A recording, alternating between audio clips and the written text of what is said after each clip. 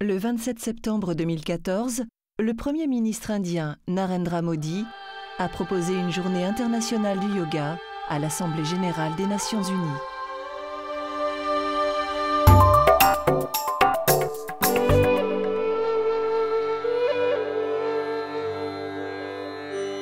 J'ai l'immense plaisir d'accueillir le Premier ministre de la République de l'Inde, Son Excellence Narendra Modi.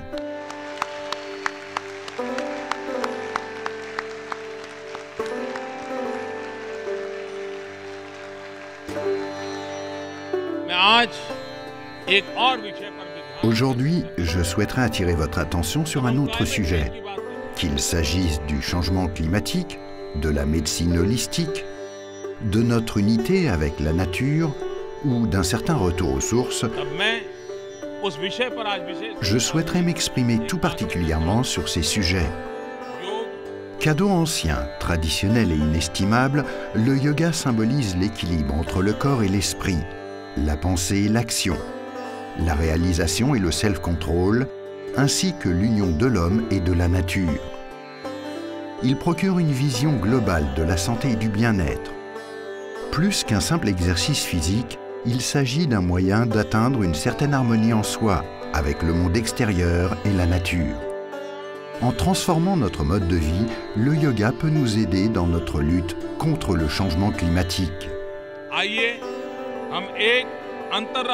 Travaillons donc ensemble vers cet objectif, avec pour commencer une journée internationale du yoga.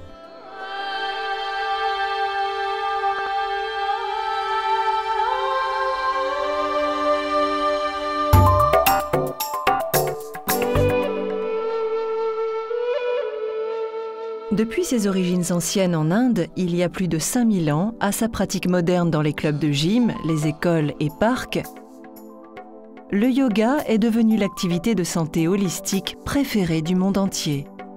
Le yoga aide des millions de personnes à atteindre santé, bien-être, équilibre, harmonie, véritable paix intérieure et bonheur. Le yoga transcende les frontières religieuses, géographiques, ethniques et raciales, nous aidant tous à devenir des individus plus sains, plus calmes, capables de construire un monde harmonieux, respectueux de l'environnement et pacifique. Mais qu'est-ce que le yoga? Comment le pratique-t-on? Favorise-t-il vraiment l'harmonie avec notre moi profond et la nature? Entrez donc dans le monde du yoga avec nous.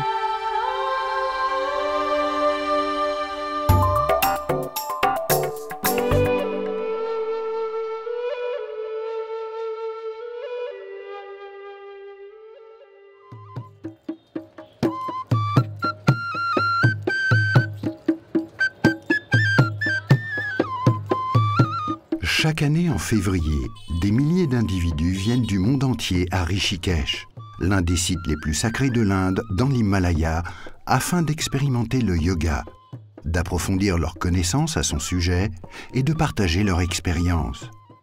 Le Festival international du yoga, qui dure une semaine, accueille des yogis de plus de 50 pays pour une semaine d'ateliers, de méditation, de cours, d'initiation et d'échanges avec des maîtres yogis. C'est le rassemblement de professeurs de yoga le plus grand et le plus cosmopolite du monde.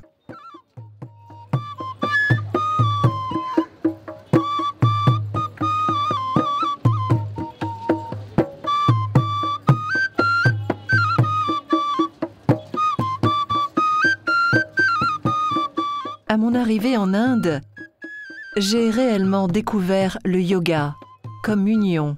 Soudain, en dehors du corps, mon yoga concernait aussi l'esprit, la pensée, les émotions. En Inde, j'ai commencé à entrevoir ce qu'est le vrai yoga, cette union entre nous et le divin. J'ai toujours été malade, toujours. Je ne sais pas pourquoi, mais j'ai décidé de tout arrêter et de commencer à pratiquer le yoga et la vie est devenue plus radieuse, elle a plus de sens. C'est ma 8e visite au Festival international du yoga. Je viens étudier avec les maîtres, les professeurs, pour apprendre, étudier, grandir, évoluer. Le yoga signifie l'unité et l'amour intérieur et la paix. Étudiant, je suis tombé malade, puis j'ai découvert le yoga. J'ai pratiqué. J'ai retrouvé complètement la forme. Ma santé s'est même améliorée. J'étais vraiment surpris. C'est là qu'est né mon intérêt pour le yoga. Mais quand tout cela a-t-il commencé? L'homme a toujours eu du mal à vivre en harmonie avec la nature. Nos besoins vont souvent à l'encontre de ceux de la planète, de ceux des autres. Au cours de la longue histoire de l'Inde, la recherche d'une relation harmonieuse entre l'homme et la nature s'est tournée vers l'intérieur. Et ce voyage intérieur est aujourd'hui appelé yoga. Les origines du yoga remontent à plus de 5000 ans. Au temps de la civilisation de la vallée de l'Indus-Sarasvati, des archéologues ont découvert des sculptures, des sceaux et des artefacts montrant des pratiques ressemblant à celles du yoga, des postures et salutations semblables à celles découvertes plus tard dans les représentations de Pashupati, Rudra et le dieu Shiva.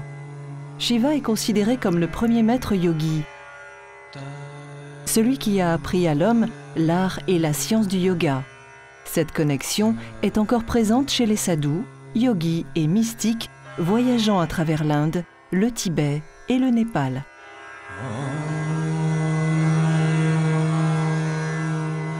Le mot yoga vient du sanskrit et fut adopté dans la langue courante durant la période védique, environ 1000 ans avant Jésus-Christ. Le terme vient de la racine yuj, qui signifie lier, atteler, aligner ou tenir. Il s'agit donc de se réaligner avec notre moi profond, avec la nature, de revenir à la source. Les origines de la philosophie du yoga remontent à la philosophie Samkhya, qui perçoit l'univers comme une dualité entre Purush et Prakriti, la conscience et la nature. Le yoga, connu à travers l'Inde, commença à faire son apparition dans les textes védiques, notamment les Upanishads et les enseignements bouddhistes et jaïnes de l'époque. Les Upanishads se réfèrent à 4 pratiques du yoga. Mantra, ou la répétition de son sacré. Laya, ou la relation dévotionnelle avec un être supérieur. Hatha, ou la canalisation des énergies intérieures. Et Raja, ou ce qui est devenu le yoga Dhyana ou Ashtanga. Aujourd'hui, toutes les écoles de yoga à travers le monde peuvent faire remonter leurs origines à l'un de ces principes. Au IIe siècle avant Jésus-Christ, les enseignements du yoga ont été codifiés par écrit dans les Yoga Sutras de Patanjali.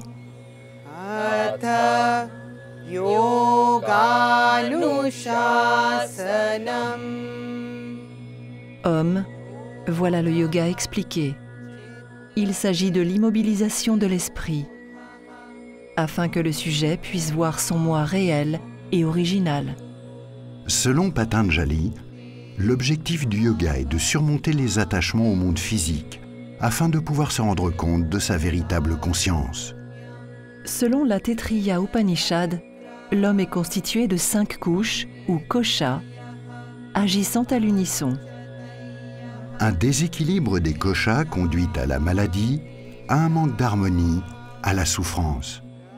Équilibrées à travers le yoga, elles conduisent à un état de parfaite santé, à un esprit méditatif, au bonheur pur. Au centre se trouve le corps physique, ou Annamaya Kosha, puis le corps vital ou énergétique, connu sous le nom de Pranamaya Kosha. Ensuite, la conscience mentale, ou le monde de l'esprit, dit Manamaya Kosha. Puis l'esprit supérieur, intuitif et clairvoyant, appelé Vijnanamaya Kosha. Enfin, l'état ultime de bonheur parfait, connu sous le nom d'Anandamaya Kosha. Prana, la force ou l'énergie vitale, présente dans chaque être vivant, se déplace au travers des couches, les maintenant intimement liées. Afin d'aligner les koshas et de rétablir l'harmonie, Patanjali a prescrit un système aux yogis appelé Ashtanga, ou l'octuple sentier. La première branche, Yama, se concentre sur ce que le yogi ne doit pas faire. La deuxième, Niyama, sur ce que le yogi doit faire ou penser. La troisième branche est constituée des asanas, l'utilisation du corps pour conduire l'énergie pranique et calmer l'esprit. Ceci est la conception populaire actuelle du yoga. La quatrième branche, pranayama, est la pratique de la respiration visant à faire circuler le prana à travers les 5 koshas. Prana est la force vitale de l'univers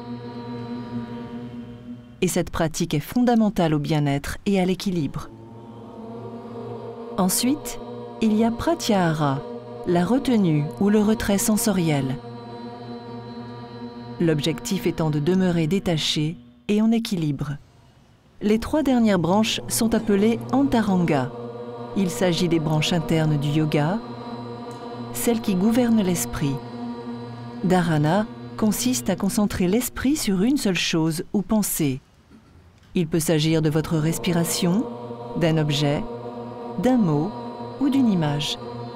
Dhyana représente l'état de méditation profonde où l'on est conscient à part égale du corps, de l'esprit et de son environnement. L'on s'approche de l'immobilité totale.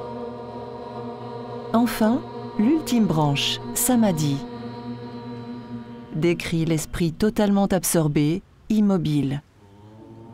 Le méditant, l'objet de sa méditation et tout ce qui l'entoure ne font plus qu'un.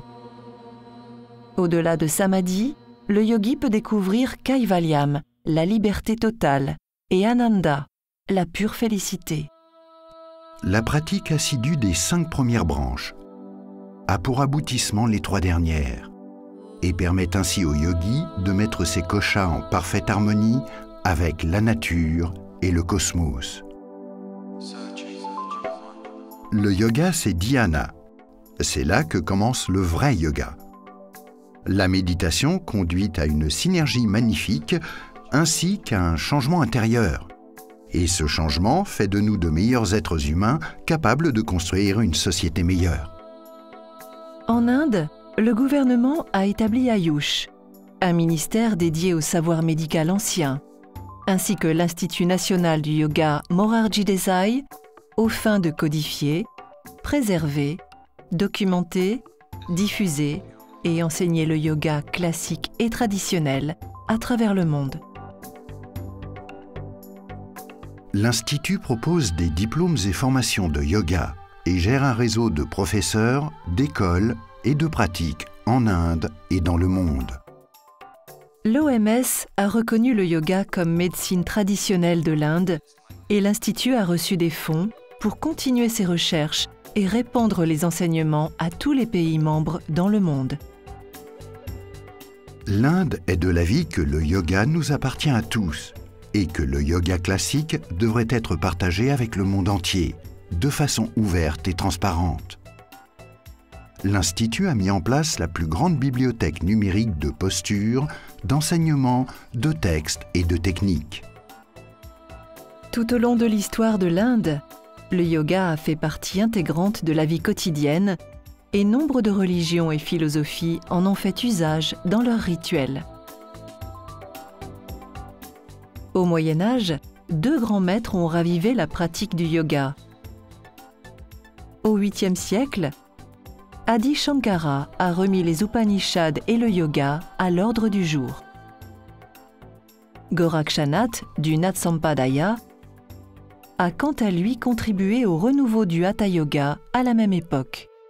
Au XVIIIe siècle, la pratique du yoga est devenue plus isolée, plus monastique, et a disparu du quotidien de la majorité des Indiens.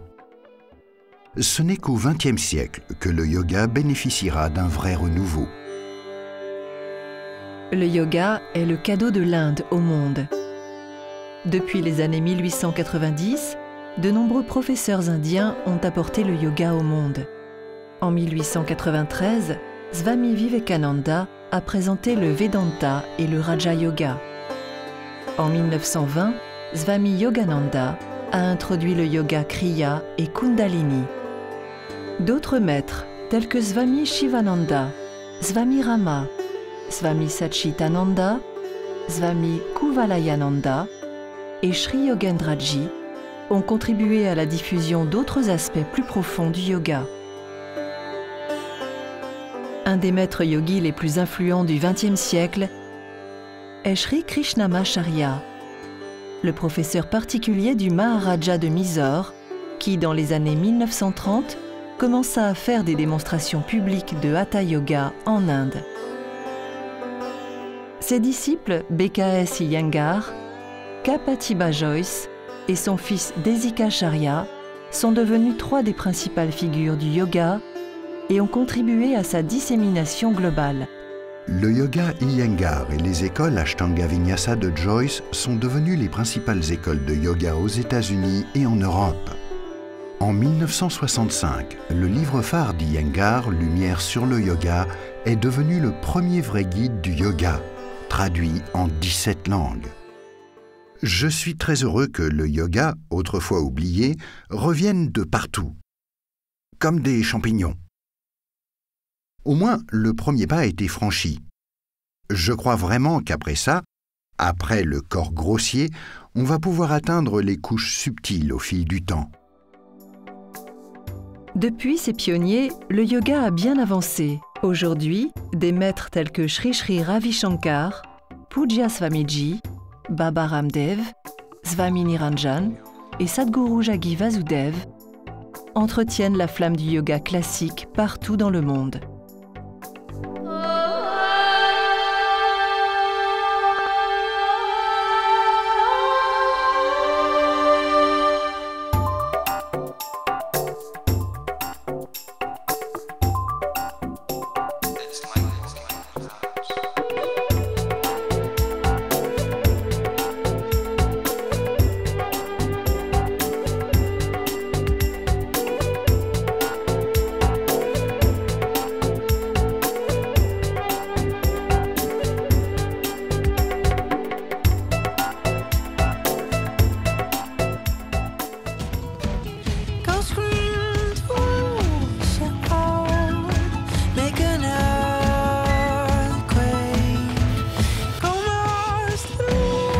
Bend more and smile. Wow, what a pose.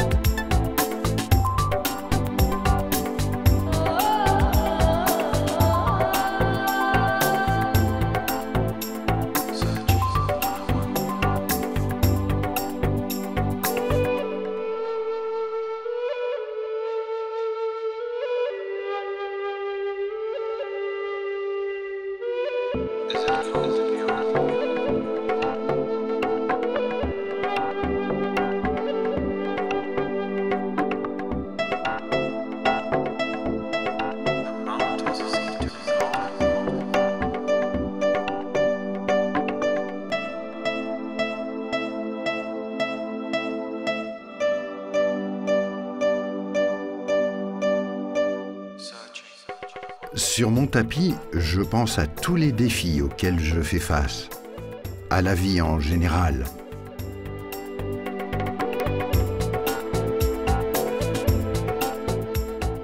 Mais le yoga, ce n'est pas seulement sur le tapis. Le yoga, c'est en soi. J'ai compris cela et me suis rendu compte du changement. Nous-mêmes pouvons changer et devenir de très bonnes personnes.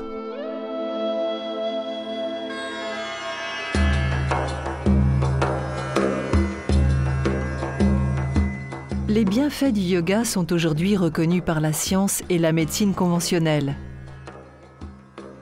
En Inde, les pouvoirs de guérison du yoga sont reconnus depuis des milliers d'années. Avec l'Ayurveda, ils ont joué un rôle fondamental dans la prévention de maladies, la promotion d'un état de conscience supérieur et la gestion du bien-être, contribuant ainsi à la liberté du pratiquant. Au NIMHANS, l'éminent institut de neurosciences, des recherches avancées sur le yoga, financées par Ayush, ont révélé d'incroyables résultats. Nous avons examiné les effets du yoga sur le cerveau à l'aide de l'IRM. Certaines zones du cerveau s'améliorent avec le yoga. On peut également voir que, lors de la psalmodie de Om, certaines zones du cerveau sont modifiées, conduisant à une amélioration de l'état de l'individu. Lors de la psalmodie de Om ou d'un autre mot, ou de la lecture à voix haute du Coran ou de la Bible, les sons résonnent dans vos oreilles. L'activité électrique descend par les oreilles, puis remonte. En remontant, elle a un effet calmant. L'université S. Vyasa, fondée par le Dr H. Nagendra, ex-scientifique de la NASA, est un autre institut de recherche important, étudiant le pouvoir scientifique et curatif du yoga. Centre de recherche avancé sur le yoga et la neurophysiologie, accrédité par le Conseil indien de la recherche médicale, il enseigne le yoga, publie régulièrement des articles internationaux et gère Arogyadama, une clinique et centre de recherche sur la thérapie par le yoga. Il a été cliniquement prouvé que le yoga aide à réduire l'anxiété et le stress et améliore grandement les activités cérébrales ainsi que nos gènes. Je sortais d'une toxicomanie importante. Je marchais dans la rue à San Francisco et j'ai vu un grand panneau indiquant « Yoga ». Une femme enseignait dans ce lieu. Elle a commencé à se plier. Elle est allée jusqu'où je pensais qu'un être humain pouvait aller. Puis, elle est allée plus loin. Elle était tellement élégante, forte, gracieuse. Ce qu'elle avait au fond, c'était la liberté. J'avais été enfermé dans ma dépendance, je cherchais la liberté. Elle était une représentation physique de ce que j'avais passé ma vie à chercher. Cela m'a tellement attiré que j'ai commencé à pratiquer le Vinyasa Yoga. La pratique du yoga conduit à l'équilibre, au bien-être, au bonheur et à la liberté de vivre pleinement. Avec de plus en plus d'adeptes du yoga à travers le monde, il est possible que nous assistions à un changement de conscience globale, menant à une planète plus en équilibre, plus en harmonie. Les pratiquants du yoga deviennent des consommateurs plus responsables, conscients de l'environnement, de meilleurs êtres humains et de bons dirigeants. Ceci est le pouvoir du yoga, et cela ne peut qu'être bon pour la planète.